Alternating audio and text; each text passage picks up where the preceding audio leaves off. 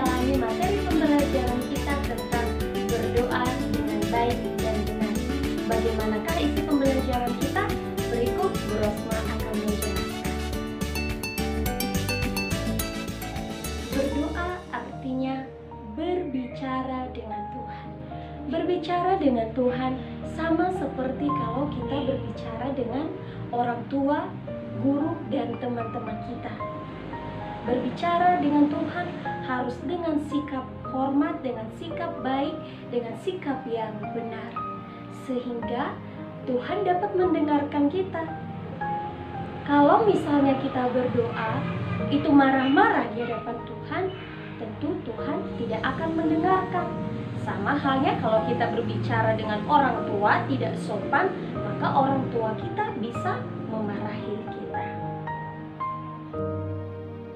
Sekarang mari kita memperhatikan gambar berikut ini. Gambar berikut ini itu terlihat sebuah keluarga yang senang berbicara satu dengan yang lain. Tentu kamu juga senang berbicara dengan orang tuamu. Kamu bercerita banyak hal. Kamu bercerita tentang hal-hal yang membuat kamu bahagia, hal-hal juga yang membuat kamu sedih. Nah, tentu berbicara dengan Tuhan dapat membuat kita bahagia. Dengan Tuhan itu harus dengan cara yang baik, anak-anak. Nah, bagaimana cara yang baik berdoa dengan Tuhan?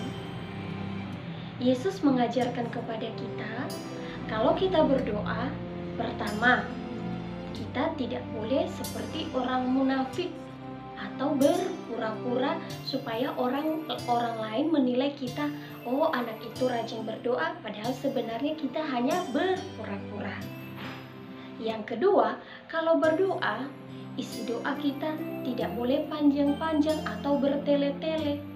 Sebab kenapa? Tuhan sudah tahu apa yang kita minta.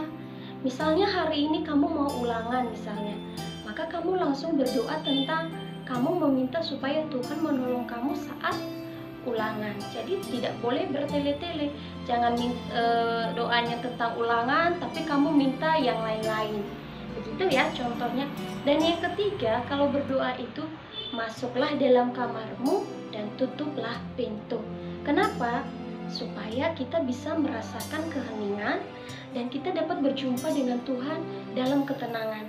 Kalau kita berdoa di tempat yang ramai, otomatis kita akan terganggu. Dan sebabnya lagi, Tuhan sudah tahu anak-anak apa yang kita minta. Untuk itu, kalau kamu berdoa, jangan berpura-pura atau munafik. Yang kedua, isi doanya tidak boleh panjang-panjang. Dan yang ketiga, kalau berdoa masuk dalam kamarmu dan tutuplah pintu kamarmu. Yang terkasih, sekarang Bu Rosma akan memberikan contoh tentang sikap doa yang baik. Berikut contohnya. Yang pertama, sikap doa yang baik itu dapat kita lakukan dengan cara berdiri. Kita bisa berdiri saat berdoa. Dan yang kedua dapat kita lihat ialah sikap doa yang baik itu ialah duduk. Kalau kamu berdoa di rumah, biasanya kamu bisa duduk atau juga bisa berdiri. Begitu juga kalau misalnya di gereja bisa duduk, bisa berdiri. Dan apalagi kalau misalnya kamu mengikuti misa atau ibadat di sekolah, kamu bisa duduk dan kamu bisa berdiri. Dan yang ketiga, anak-anak, ialah berlutut. Berlutut ya, ingat, berdiri, kemudian duduk, dan yang ketiga ialah berlutut.